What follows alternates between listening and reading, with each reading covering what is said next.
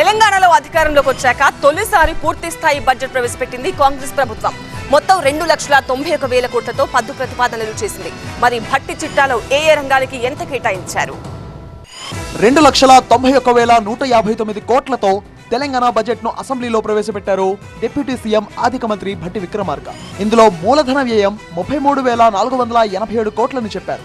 ఇక పన్ను ఆదాయం 1,38,181.26 కోట్లు కాగా పన్నేతర ఆదాయం 35,208.44 కోట్లుగా ఉంది. ఈ ఏడాది 57,112 కోట్ల అప్పులు తీసుకోవాలని బడ్జెట్ లో ప్రతిపాదించారు భట్టి విక్రమార్క.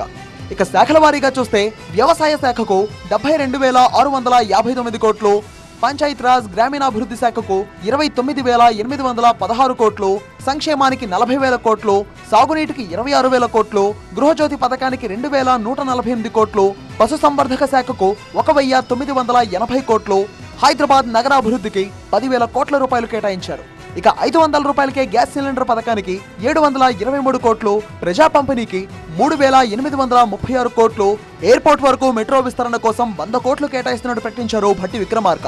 ఇక అధికారంలో వచ్చినప్పటి నుంచి డ్రగ్స్ నియంత్రణకు కఠిన చర్యలు తీసుకుంటున్న సీఎం రేవంత్ రెడ్డి బడ్జెట్ లో కూడా ఆ విషయాన్ని ప్రస్తావించింది. యువశక్తిని నిర్వీర్యం చేస్తున్న మాదక ద్రవ్యాల కట్టడి, శాంతి భద్రతల కోసం హోంశాఖ బడ్జెట్ లో 9,564 కోట్లు కేటాయించింది. రీజనల్ రింగ్ రోడ్ బడ్జెట్ లో తన వాటాగా 1,525 కోట్ల రూపాయలు కేటాయించింది. గత బీఆర్ఎస్ ప్రభుత్వం గడిచిన 10 ఏళ్లలో 6,71,757 కోట్ల రూపాయలు అప్పు చేసిందని చెప్పారు మంత్రి భట్టి విక్రమార్క. గత 10 ఏళ్లలో రాష్ట్రం రుణం 10 రెట్లు పెరిగిందన్నారు. కేసీఆర్ ప్రభుత్వం చేసిన అప్పులకు గడిచిన 6 నెలల్లో తమ ప్రభుత్వం 42,892 కోట్లు వడ్డీగా చెల్లించిందన్నారు. భూమి లేని రైతు కూలీలకు ఏడాదికి 12,000 రూపాయలు ఇవ్వనున్నట్టు ప్రకటించారు.